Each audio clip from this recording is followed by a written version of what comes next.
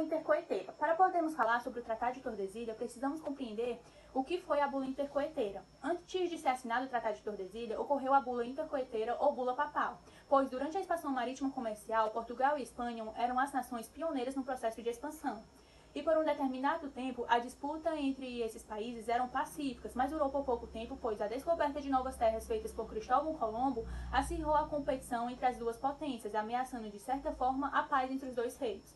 Com isso, Portugal se viu ameaçado e chamou a atenção da coroa espanhola. Portanto, se a Espanha desrespeitasse as processões portuguesas, um conflito seria instaurado. Para evitar isso, a Espanha solicitou o Papa Alexandre VI para cuidar dessas questões, já que na época o Papa era considerado a autoridade máxima. Então, em 4 de maio de 1493, foi delimitada uma linha imaginária a 100 léguas que dividia o mundo em duas partes. Portugal ficou com o leste do meridiano, ficando apenas com a costa africana, e a oeste a Espanha. A coroa portuguesa não ficou nada feliz, pois perderia a chance de explorar essas terras que poderiam estar cheias de recursos inexplorados. Então, o Papa foi convocado de novo para intermediar um novo acordo exigido por Dom João II. O que foi o Tratado de Tordesilhas? No século XV, Portugal e Espanha eram potências mundiais na expansão do comércio marítimo na Europa. Portugal não ficou satisfeito com o primeiro contrato feito, então com isso ele assinou um novo em 7 de junho de 1494, chamado Tratado de Tordesilhas, assinado por Portugal e Espanha. Esse tratado tinha como finalidade a demarcação e separação das terras conquistadas por ambos os reinos, com uma linha imaginária. Isso ocorreu no período das grandes navegações, ficando conhecida como o Novo Continente.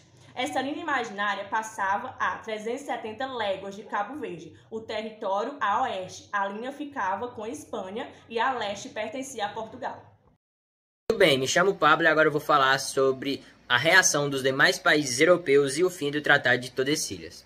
Quem não gostou nem um pouco do acordo feito foram os governos da Inglaterra, França e Holanda, e entre outros. Pois o tratado feito pelo Papa Alexandre VI não deixa terras para mais ninguém além de Portugal e Espanha. Para mostrar que eles não concordavam com o novo acordo estabelecido, os franceses e ingleses praticaram atos considerados de pirataria, atacando as posses portuguesas e espanholas. Assim, eles conquistaram os territórios e riquezas que enriqueceu os cofres dessa coroa. Com isso, Portugal começou a invadir o território espanhol. A Espanha não conseguia se defender das invasões portuguesas. Assim veio a queda do Tratado de Tordesilhas, em 1750, e atualizado para o Tratado de Madrid. União Ibérica. União porque foi a união das coroas. O rei de um país queria ser rei de outro, ou seja, o rei da Espanha queria ser rei de Portugal. E Ibérica por conta que Portugal e Espanha ficam na Península Ibérica da Europa. Essa união não foi pacífica, pois em 1578, Portugal estava muito rico e o rei decidiu guerrear com Marrocos, localizado na África.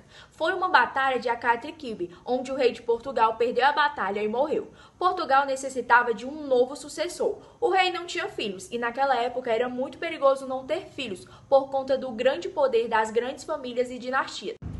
A dinastia de Aves, que era do antigo Dom Sebastião, procurou um parente próximo e encontrou o tio dele, Cardeal Henriques, que era bem velhinho e durou apenas 2 anos no poder. Em 1580, inicia a União Ibérica, uma verdadeira guerra entre as famílias. O rei de Portugal tinha 3 possíveis sucessores, 2 de Portugal, a Catarina de Borgulha e o Antônio I, e o Felipe II da Espanha, que era bem poderoso e tinha o apoio dos próprios nobres de Portugal.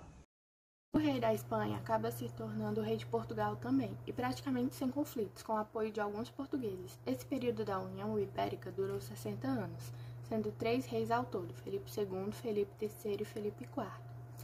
A União Ibérica, basicamente o rei da Espanha se torna rei de Portugal também. Assim, claro, Portugal sofrendo alguns prejuízos financeiros, já que quando a Espanha domina Portugal, toma posse das suas terras também, como o Brasil, a costa da Ásia e da África. Os países europeus preocupados com o domínio atual da Espanha começam um movimento de atacar a Espanha, tendo como principais os países Inglaterra, França e Holanda. A Inglaterra saqueando algumas partes, a França que invadiu o Maranhão e a Holanda que tomou conta do Nordeste brasileiro por 24 anos. Os holandeses proibiram os portugueses de comprar mais escravos da África. Então, os portugueses observaram uma queda gigante na produção de cana-de-açúcar, já que não tinha com quem cultivasse. Então, os portugueses começaram a pegar os povos mais pobres de São Paulo, que são os chamados bandeirantes. Os bandeirantes. Esses caras. É nessa época que os bandeirantes saem de São Paulo e procuram, claro, metais preciosos. E também vão buscar índios para prender, acorrentar e vender como escravos. Porque os bandeirantes são lembrados como heróis se eles matam índios.